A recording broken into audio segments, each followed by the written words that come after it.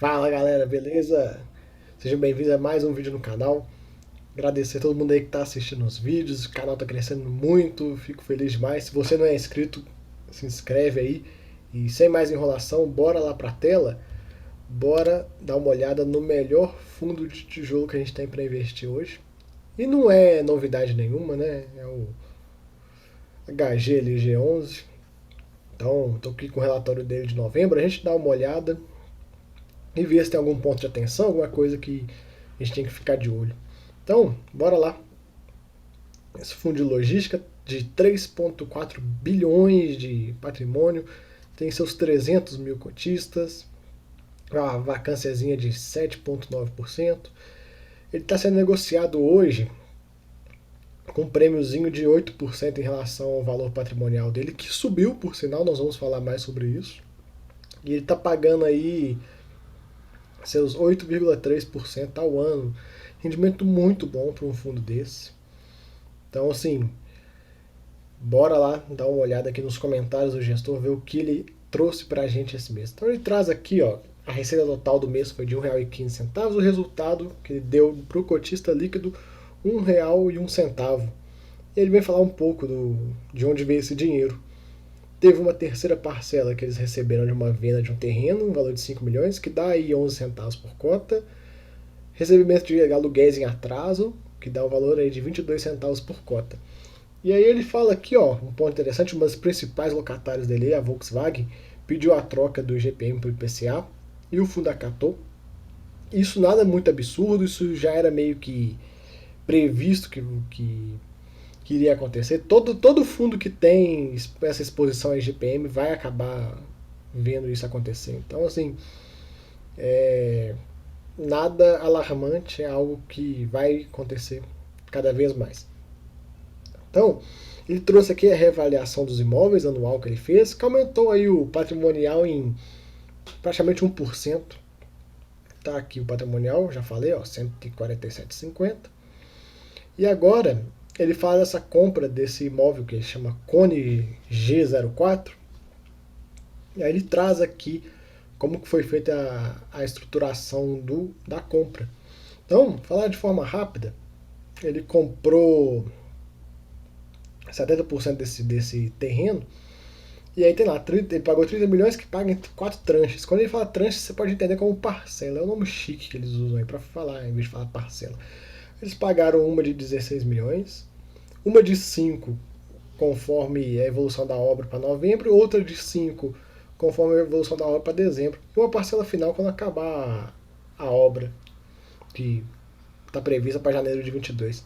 E aí ele tem aqui, ó, um cálculozinho de um prêmio que ele vai dar para o vendedor, que é o seguinte, ó, ele deixa aqui claro para a gente, ó, além do pagamento do preço, o fundo se comprometeu a pagar ao vendedor um prêmio variável a ser pago uma única vez, caso o ativo estiver pronto e com pelo menos 80% da área alocada. É um bônus aí que o fundo vai dar. Aí tem a fórmula aqui para calcular, não vou entrar nisso, que não faz muito sentido. Aí ele fala aqui que no relatório de outubro, esse galpão já está 43% locado com a Seara por 10 anos. Aí tem esses módulos aí, 5, 6 e 7. E ela ainda tem a opção de pegar o módulo 4, que aumentaria já a alocação para 57%, mais da metade. E ele fala, né, que esse imóvel, como não está entregue, ele não impacta na vacância do fundo.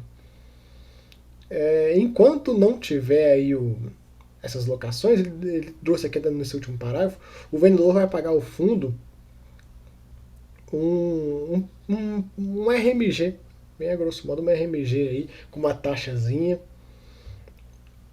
anualizada, 10% calculado sobre o somatório do capital investido pelo fundo. É uma RMG que vai ter, pelo que já está se indicando aí, não vai chegar a receber, esse imóvel já está praticamente todo alugado, falta só 40%, nada muito absurdo. Ele traz aqui um gráfico da alavancagem muito interessante. Então ele traz aqui o saldo total dos CRIs em azul e a porcentagem da alavancagem em relação ao patrimônio do fundo. A gente vê muito pouco, ainda 5%. O fundo ainda tem muito espaço para conseguir alavancar mais. se ele quiser.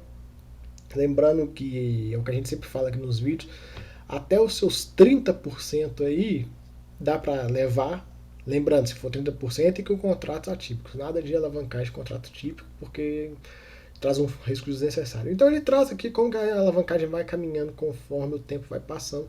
E tudo bem claro e bem explicado pelo gestor. Esse gráfico aqui eu gostei demais, achei muito interessante, que essa linha amarela aqui, ó, é o valor dos 5% do resultado do fundo que fica preso. A gente sabe que o fundo tem que distribuir 95% do resultado e 5% ele pode reter. Então a gente vê aqui, ó, que o pagamento dos CRIs dele, com os 5% que fica retido, vai praticamente pagar essas amortizações. No caso dele, ele até trouxe aqui, ó, aqui nesse parágrafo, ele fala que a última linha, uma vez que no pior cenário em que o fundo não tem a caixa disponível, esse limite de 5% de resultado poderia ser usado para cumprir as amortizações. Então, assim, a gente vê que o fundo tem uma gordura aí para trabalhar. E lembrando, gente, também quando ele fala isso, tem que deixar claro que o fundo não corre o risco de perder o imóvel por não conseguir pagar. Não, todo esse dinheiro está dentro da PMT do aluguel que ele calculou lá. Então isso é apenas para distribuir para a gente. É uma coisa de contábil. Então, seguindo aqui, ele fala que da parte comercial, ó, o fundo não teve uma alteração de vacância, permaneceu em 7,9. E ele fala que tem uma alocação que está sendo evoluída de 2.000 metros quadrados, deve ser assinado nos próximos dias. Então, no próximo mês a gente vai ficar de olho aí para ver se aconteceu. Aí ele vem aqui falar também, finalizando o aditivo contratual no índice de reajuste aplicado, é o que eu já falei lá em cima da Volkswagen. Ele fala que a demanda para um dos prédios da Techtown segue em discussões finais para assinatura do contrato, visto que a operação contempla um build-to-suit do layout. Vamos ver aí coisas que para os próximos relatórios. E aí ele traz aqui que tem esse HGG Itupeva, que está vago, ele está tentando alugar. Aí ele traz aqui pra gente que ele botou umas placas e tal. Vamos ver. Ele podia ter feito um videozinho igual o pessoal do BTLG fez lá naquele outro galpão. A gente até fez um vídeo sobre. Agora ele começa a falar um pouco da evolução das obras. Eu vou passar aqui de forma rápida e quero mostrar esse gráfico aqui. Ó. Ele traz um gráfico que mostra a evolução das obras. A gente vê aí, ó, nesse rosinha aqui, acumulado financeiro e acumulado físico. A gente vê que o físico está um pouquinho atrás, mas nada muito absurdo. A gente vai continuar acompanhando aí. O outro também, o Itupeva, a gente vê também mesma coisa, o mesmo gráfico, está bem em linha. E aqui, ó, é um outro gráfico bastante interessante que eles trazem para a gente em amarelo aí a porcentagem do PL do fundo que está exposto a operações de desenvolvimento. A gente sabe que desenvolvimento tem um risco maior, mas o retorno também é muito maior para o fundo. Porém, ele fica com essa parte do PL que não vai estar remunerando. Então a gente vê que é muito pouco, né? Ele tem aí, vai dar aí só 5,7% do PL do fundo. E aí, se você pegar 5,7% de desenvolvimento, mais lá em cima 5% de alavancagem, o fundo está em 10% aí de operações que estão em risco um pouquinho maior. Mas nada absurdo, muito bem controlado, muito bem feito aí no relatório para a gente a exposição dessas informações. Não é nada escondido, os caras trazem tudo de uma forma bem fácil, bem tranquila da gente entender. E essas linhas em azul é o desembolso em milhões de reais que ele vai precisar fazer nesses ativos. Então a gente segue aqui. Uma DREzinha do fundo, não tem muito o que falar.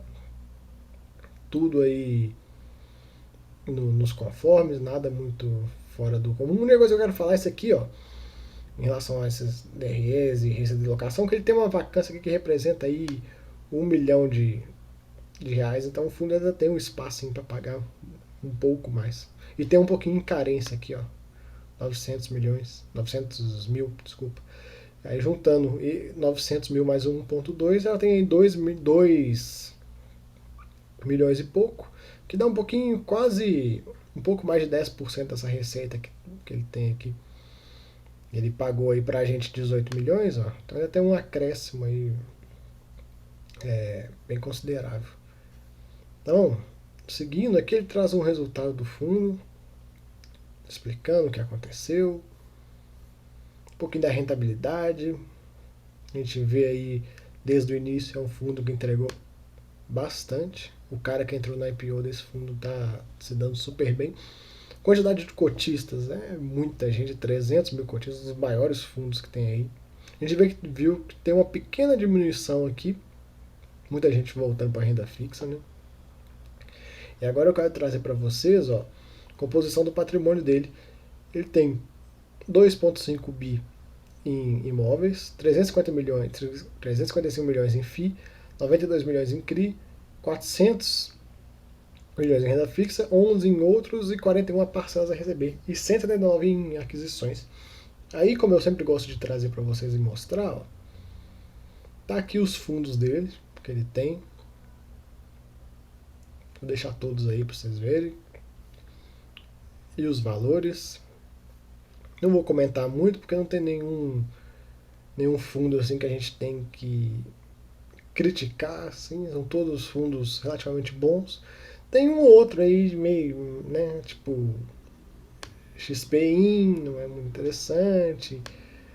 O SDIL, que é da Rio Bravo, XPlog, então assim, tem um ou outro fundo a gente pode questionar. Lembrando que aqui no canal, como eu falo sempre para vocês, eu não gosto muito disso quando o fundo tem uma alocação em outros FIIs, não vejo muito sentido.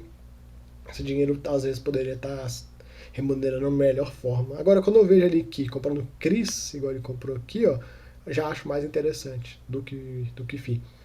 Seguindo, isso é questão de opinião. Ele traz aqui, ó, detalhamento das aquisições, parcelas a receber, tudo que tiver entre parênteses dessa forma são valores negativos e o que tiver aqui é valor positivo. Então ele tem 3 milhões a pagar, 7 milhões a pagar, 100 milhões a receber e por aí vai. Então aqui, ó, um pouco dos ativos dele. A gente vai olhar isso de forma mais detalhada à frente. Evolução da vacância a gente viu que veio caindo e agora está estável aí no seu patamar dos seus 8%. Vencimento dos contratos, ano que vem somente 5%, 2023 2%, só lá em 2024 vai ter uma parcela de 14% que a gente vai ter que começar a se preocupar. No resto não tem muito o que se preocupar. O que é um ponto interessante também aqui, ó, revisional dos contratos. 38% da receita do fundo ano que vem, então vamos acompanhar isso de perto para ver aí se vai ter um incremento no dividendo do fundo. Tá aqui os meses de reajuste, em janeiro tem bastante por IPCA, IGPM já está bem pouco. 35% atípico, 64% típico nos contratos dele. Tá aqui as classificações dos setores, ó. Setores bons. Alguns eventos dele aqui, não vou passar por isso, não tem muito o que comentar. E os ativos dele a gente vê aqui em Blumenau, vem São Paulo, Uberlândia, São Carlos, Rio Claro, etc. Ativos de bastante qualidade aí do fundo. Vamos passando por eles. Ele traz aqui uma tabela de potencial expansão. Isso é muito bom. Geralmente, às vezes, as expansões trazem um cap rate bem interessante para o fundo. Então, sempre que algum fundo imobiliário anunciar alguma expansão ou que comprou um imóvel que tem potencial de expansão, isso é interessante, porque geralmente traz um cap rate muito bom. E é isso, pessoal. Não tem muito mais o que falar. É um fundo muito bom, um fundo muito sólido. Assim, eu considero como o melhor fundo de tijolo que tem hoje para investir.